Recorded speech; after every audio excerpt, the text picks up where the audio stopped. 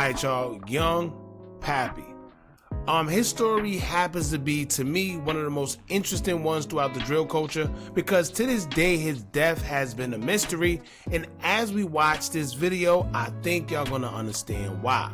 Now, if y'all new to the drill culture, it's more than likely you don't know who Young Pappy is, because as he was blowing up and his music career was looking prominent, he would lose his life.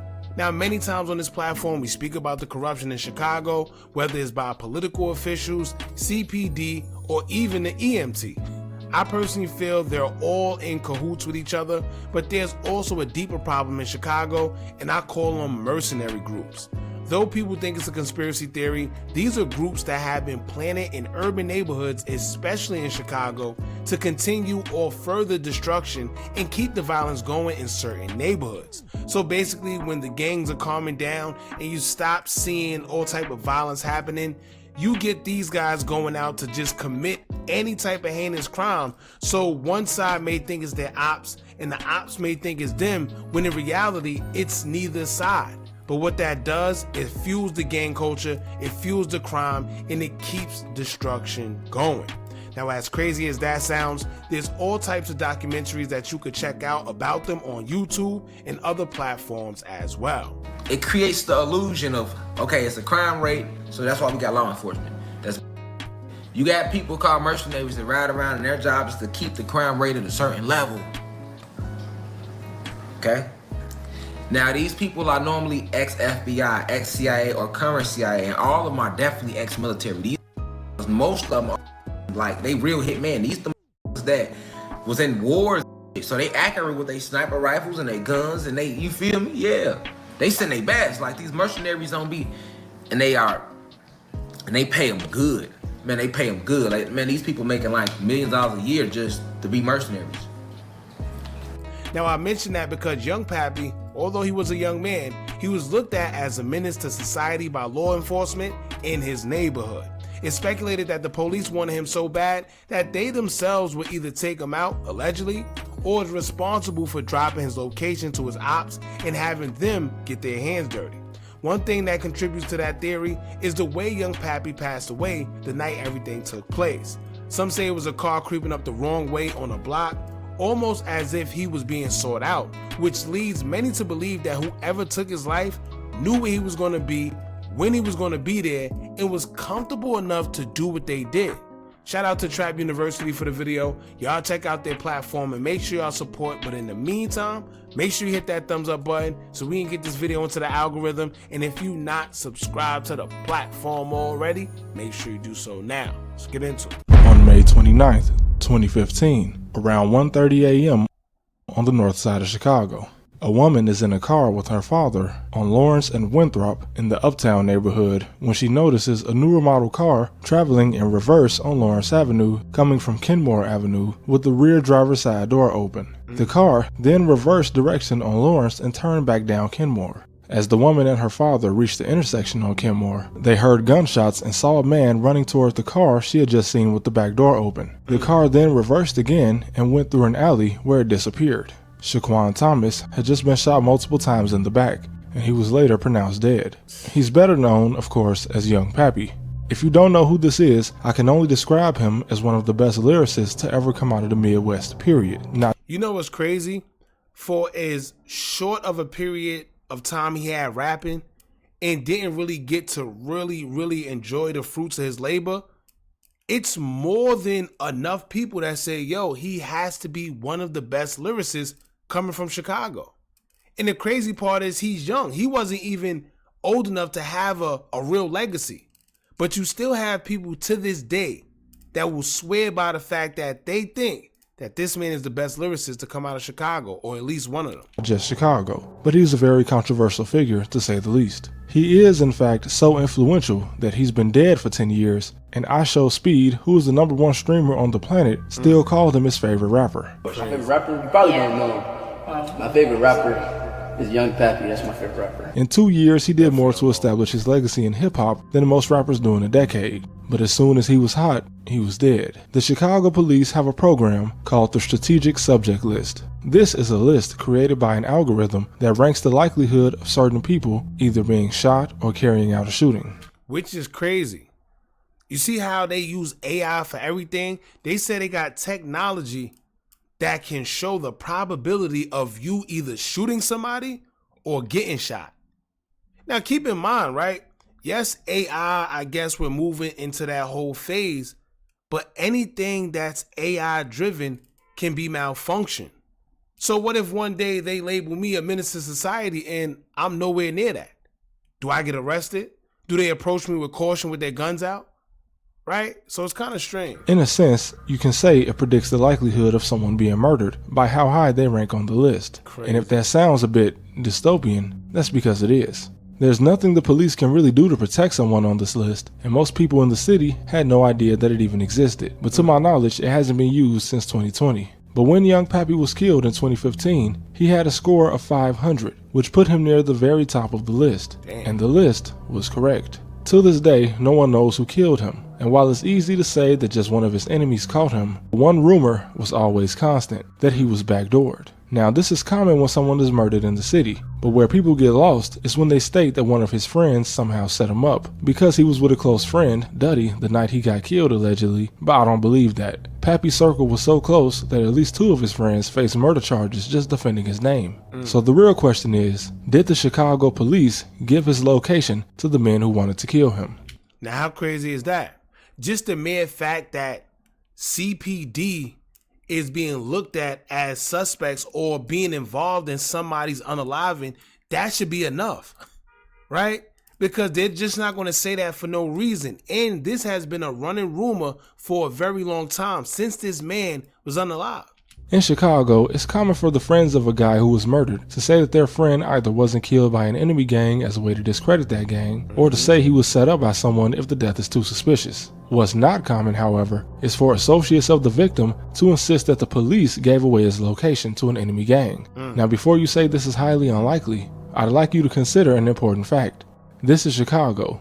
In 2007, a suburban police sergeant in the Chicago area, Drew Peterson, was accused of murder for hire when he tried to have the state's attorney killed while he was being accused of killing his own wife, a crime he would later be found guilty of. In that same year, Jerome Finnegan, a Chicago police officer from the Elite Special Operations Unit, was accused of trying to have another officer murdered who was supposedly going to be a witness against him in a federal investigation. Crazy. And also in the same year, a former Chicago cop, Edward Leak, paid to have the limousine driver of his uncle's funeral home assassinated. And in 2014, the year before Pappy's murder, Officer Jason Van Dyke shot a man as he was walking away with his back turned, and despite the fact that the whole thing was captured on video, he lied and said the man lunged at him with a knife, a story that was quickly disproven. And the officer was found guilty of second-degree murder, but he only served 3 years before being released.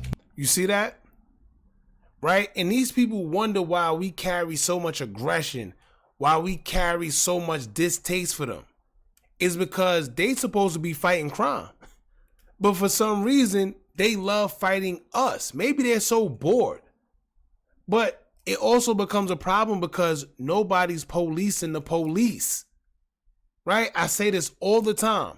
Nobody's policing the police, so they get to do whatever they want. And when you have a matter like that, where these guys are unaliving us, and where they should be in jail for the rest of their lives, instead they're getting a measly 3 years, when it's all been caught on tape and it proves that this man lied. Come on. So it's just crazy. But as you see, he just named at least 3 to 4 occurrences where police officers basically did something foul, right? And they are in charge or was in charge of either murder for hire or even trying to get one of their own knocked off for their own reasons. So what you think they'll do to you? Now, although there are good cops in Chicago, there are many gangs of officers in the city that pretty much do whatever they want, including these cops that in an unmarked car just pulled up and shot a teenager for talking to them and then told responding officers that they were being shot at. And another officer in 2023 who pulled up off duty to a block on the west side and just started shooting at a group of guys that didn't even see him. And then told responding officers that he was just defending himself when one of the guys shot back. And in case you were wondering, none of these cops face consequences for their actions. The last cop that started a shootout only left the force once he was found to be intoxicated on duty, and they still let him retire. See how that go? Right? And my fault for but you know, when I see this, and I already know the injustice and the things that we got to deal with on a day-to-day basis, and even seeing them lie, being in situations where these guys lied and get off, it gotta be the most craziest thing. Look, they just said this man was off duty, I think drunk, just happened to come out in a random area and just start shooting at us for no apparent reason, but then they're gonna incarcerate this man because he shot back. His life was on the line. Of course he's gonna shoot back. He wouldn't think that an officer would be as stupid to get out of a car randomly for no apparent reason and just start shooting at him. So this is just a reality in Chicago. Some cops are simply more dangerous than gang members. And that brings us to why the police would want someone like young Pappy dead. Now, as I said earlier, he was near the top of the strategic subject list, which, just being that high on the list alone, would make his mere presence a safety risk. His presence was such a problem for the police and surrounding community that 2 people were killed for just standing near him. In February 2014, Pappy was standing near a McDonald's at 6700 North Clark Street, along with several other teens, as Senn High School is only about 6 minutes away. Now, to say Chicago gets cold would be an understatement, and this was a cold winter day and snow covered the ground. But regardless, a masked gunman appeared, and even though Pappy was the intended target, 4 people ended up getting shot, including one that died, a 17-year-old boy. Pappy, however, escaped the situation unharmed. Now, I always wonder, right? Because they say how cold it is in Chicago. How could you even want to try to unalive somebody or do something under them type of weather conditions? Right? It's cold as hell. You mean to tell me instead of going in the house, you rather be outside trying to take somebody's life? That's a different type of mentality. But on another note, right, they say that he was all the way at the top with a 500 score, which made him dangerous before they can even approach him. Which also, if you ask me, that's a form of profiling, right? But then the other question is, what did he do to get that high on their list? And if he ranked so damn high, then why wasn't he just arrested before it got that high, right? Because if he's a menace to society like that, then he should have been locked up. But instead, it makes him dangerous to maneuver around because his score speaks for him before he can even say or do anything. It's profiling. Then, months later, in July 2014, as his music was starting to blow up, Pappy was standing near a bus stop around West Devon Street in Glenwood and Rogers Park on the city's north side, while Will Lewis, a Guatemalan refugee who had come to the city and made a career for himself, stood and waited for the bus to arrive. But then, a man in his 30s, who had picked up 2 teenagers to do his dirty work, spotted Pappy near the bus stop, and he handed guns to the 2 teens in his car and instructed them to kill Pappy.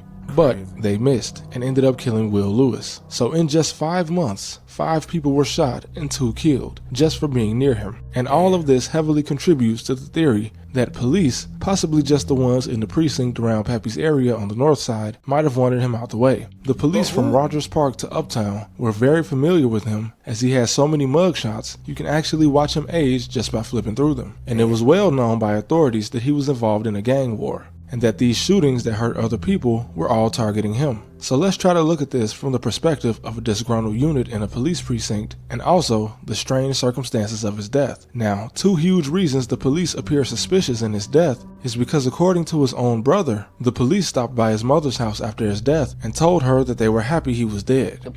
Wow. Wow. Now, whether they did it or not, to me, they either need to be arrested, fired, something. Because this woman just lost a child. And these guys, whether they had something to do with it or not, went to her residence and told her that they're happy her son was gone. To be honest with you, whether they did it or not, they should be held accountable somehow, some way. Maybe not for unaliving them, but then again, when you do something like that shortly after, especially, how you not know what's going on? Police came by my mama's house to her face and told us they glad, like, like, yeah, they glad your son died. And also, Pappy actually started his final day alive in jail. And I'm not sure just due to how many times he went to jail, but I believe this time he was in jail due to the aftermath of his album release party, where over 150 people were present at his house, and it caused such a disturbance that everyone ended up being arrested or at least detained. Another thing that's unclear is how much time passed between him bonding out of jail and being murdered, but it was all the same night. Now, there was a police station just 10 minutes away from where he was killed, and his last arrest, if it did have something to do with this party, it would have probably just been a petty disturbing the peace charge, so he might not have been booked into the county jail, which would have been over 30 minutes away from where he was killed. For the killers to know where he was the night he got out, it would have taken some kind of inside knowledge, whether that be a friend of the killer locked up in the same place as Pappy and then watching him get out, or a local police officer. It's not like unprofessional arrangements with the police are out of the ordinary. And as I said before in another video, a cop picking up a gang member, or even just a suspected gang member, and dropping them off in a neighborhood they weren't supposed to be in did happen. And wow. We see that in movies. Come to find out, they really doing that. And you know, with Chicago having such a heavy gang presence, you would think that they would arrange something to whereas when these guys are released from prison or jail, the county, the police could arrange something to where they either drop them off home or make sure they're safe, because we've seen too many times where guys are bold, real bold, to where they're unaliving these guys either in front of the prison as soon as they get out or just blocks away. I don't know too many people that bold to do something like that, whether it's broad day or nighttime. the way the shooting of young Pappy was carried out was also very unorthodox. The witness says she saw a brand new car reversing on Lawrence Avenue, coming from Kenmore. So the car was driving backwards from the street Pappy was killed on before the shooting. And all of this is happening while the back door on the left side of the car where the shooter was open the entire time. In all my years, I've never heard of a shooting happening in such a manner. One thing that makes me believe the shooters already knew he was on Kenmore is obviously the fact that the shooter's door was already open, and he didn't appear to be worried about being caught, as he was not described as wearing a mask or covering his face at all. Perhaps I was wrong about the direction the car was traveling. I considered that the witness never stated that she saw the car going down Kenmore, only that it was reversing on Lawrence coming from Kenmore, which are two intersecting streets. So it's possible the car was driving down Lawrence but missed Kenmore Avenue, so then it went in reverse, as if the shooters weren't from Uptown. Otherwise they wouldn't have missed his turn if they knew he was there. But Uptown is another thing that's suspicious to me. His hood was in the Rogers Park neighborhood, which is about 5 miles away from Uptown. And that's not to say he didn't have any enemies in Uptown, as he's even mentioned it in one of his songs. But in Chicago, most gangs engaged in a war, especially back then, were usually all in the same neighborhood. The shootings where bystanders were hit when Pappy was a target were both in Rogers Park, not Uptown. So could it be that the police in Rogers Park informed his enemies that he had just bonded out of jail and he was somewhere in the Uptown neighborhood? Or it could be the police. I mean, because how else would they be able to get there in exact timing? Everything exact. They got the door open. They ready because they already know where he would be at, when he's going to be there, the whole 9 yards. Right? Sounds a little suspicious. Again, looking at it from the point of view of a police crew that was tired of dealing with Pappy. His music brought something to the north side they had never had. Drill music. And with this drill music came the broadcasting of a war that Pappy only seemed to intensify, as the north side was not seen as very dangerous in comparison to other parts of the city. Even though gang wars have been going on there since the 70s with the white, Latino, and black gangs that inhabited the most densely populated part of the city. All of a sudden, you had a new generation of kids engaging in a war that far eclipsed anything that part of the city had seen since the St. Valentine's Day massacre carried out by the mob in Lincoln Park. And Pappy being near the top of the strategic subject list, the police would know that his death wouldn't be suspicious at all, and motive would be easy to establish regardless if the case was ever solved or not. And one way or another, it seemed if he didn't leave Chicago, he was going to end up dead one day. It's well known in Chicago that when a gang member is murdered in a neighborhood associated with their gang war, the case is far less likely to be solved than if that same gang member was killed in a more high-profile and upscale area of the city that has nothing to do with the gang war. Which is true, right? You see what happened with I guarantee you, right? If Duck didn't get killed in the Gold Coast, it probably would have went unsolved. Well, for one, they wouldn't have all the surveillance that they had, but then they wouldn't have pushed the issue like that. The main reason they pushed the issue is because it happened in the Gold Coast and it was brazen, right? All these stores, everybody got surveillance, it's license plate readers everywhere because they travel all the way from O Block to the Gold Coast. So it's easier to have to do your job. Whereas if he was unalive somewhere where it was a neighborhood that was bad with not too much going on, yeah.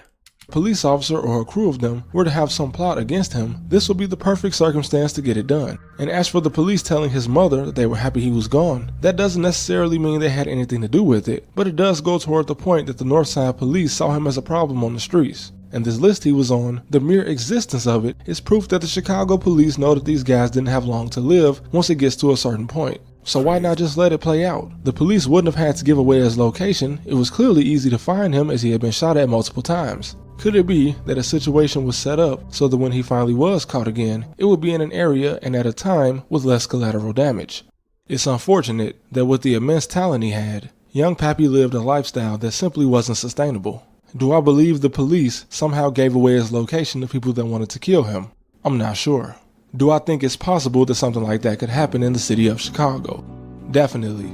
But the same with most kids like Pappy, it all could have been avoided. Rest in peace to the innocent bystanders that were killed, and rest in peace to young Pappy. That's pretty much it, y'all. This was definitely a good one. Shout out to Trap University because I like his videos. Not only do they get to the point of the video, but he always has some type of knowledge, some type of history to back up the point of his video. And a lot of people don't understand that police do play a major part in these crimes that happen in these urban neighborhoods. And the history that he put in his video just goes to show that it's not too far in between. It's not some far-fetched idea. It's not some conspiracy theory. These are things that actually happen and have already happened. So y'all jump in the comments. Let me know what y'all think about this. Young Pappy's demise, even to this day, still goes unsolved. It's a cold case. They haven't caught anybody, no surveillance, no nothing pertaining to this case. Keep in mind, around that time, there was no Ring cameras. It wasn't many houses that had surveillance attached, unless you was by like a busy area where it was stores at. But around those times, they didn't have too much surveillance on their homes like they do now. That's unless you lived in like a rich neighborhood, but that's another story. Y'all jump in the comments. Let me know what y'all think about this. Do y'all think the police had something to do with young Pappy's demise? Or do you think one of his ops probably got to him? Don't forget to like, comment, share, and subscribe. Hit that bell so you're notified every time we drop new content. And remember, as long as you keep on watching, I'm going to keep on dropping. And I'm out.